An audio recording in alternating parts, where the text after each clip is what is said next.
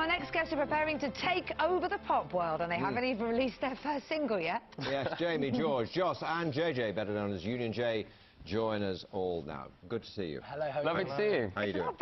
It's not bad going, is it? What, you've got nearly 1 million Twitter followers, something 9 million hits on YouTube, book deal, and not even a song released yet. It sounds mad. I know. It's all out on Sunday as well, so very exciting times. It's a big weekend for us, so we're very excited, very nervous at the same time to see how well it goes. So I'm sure it's going to go brilliantly. We're going to hear you perform it, aren't we, a little bit later on. So what have you been up to then since X Factor? Loads. What have you been doing? We've got, we're about 75% of the way through the album, and we've got a book coming out, we've got an annual coming out, so there's loads going on. Surprises on the way as well. Yeah, it's been quite nice. We've sort of had a few months to sort of like been in hiding to work on the stuff that we've been doing. And obviously now the singles release coming back out in the public eye is fun as well. Sort of, we went to Britain's Got Talent last night and it was so weird being back at the X Factor studio, but it being a different studio and it was all a bit weird. It's weird because Luminlights were on earlier that got... How good are the Luminlights? And they were saying, God, it's really weird to see you guys, who they watched on X Factor. We just asked a photo of them. It's really weird. It's like now, because we missed the whole of X Factor, we can watch Britain's Got Talent like a fan, like we didn't have to watch X Factor, so...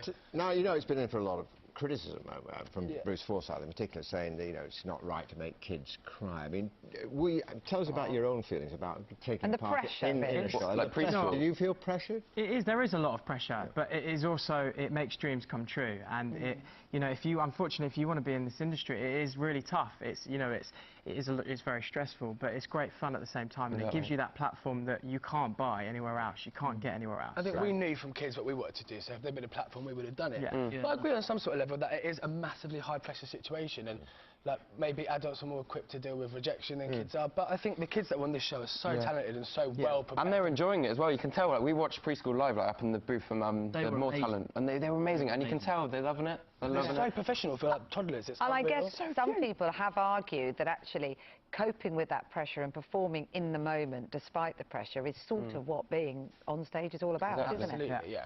And that's kind of prepared you, I guess, for what you're going to go on to do. 100%. And to think, I mean, how long ago was it you wanted to be a goalkeeper, Josh? It was, oh my goodness, what, like two years ago? 2.5 years ago I stopped playing football, so it's crazy to think that everything happens for a reason, and you know, back then I wanted to be a footballer, and now I'm doing singing. You couldn't have chalk and cheese. And you were going to be a jockey? I was going to be a jockey, yeah. Well, got a little bit too heavy.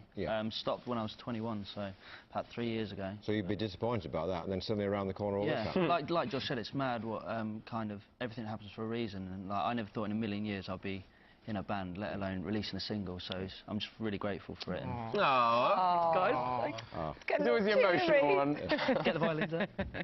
So what are we going to hear you perform later? The big new single? Carry You. Yep, it's out on Sunday, so it's ready to pre-order and everything. We're really excited. Yeah, we've worked with amazing writers on it, and we're really privileged to have been given the opportunity by a label and stuff, and it's all sort of coming real. So yeah, I think we just want to say thank you to everyone that's worked on the single and the album. Like, thank you so much for making our dreams come true. Well done. Oh, I'd love to be their mother. I'd be so proud. So proud. Now, Union J, as we say, are going to take over Twitter as well after the show, so if you have any questions for them, do tweet Daybreak using the hashtag AskUnionJ. Yes, and you can also see a special acoustic performance of Carry You on the Daybreak website.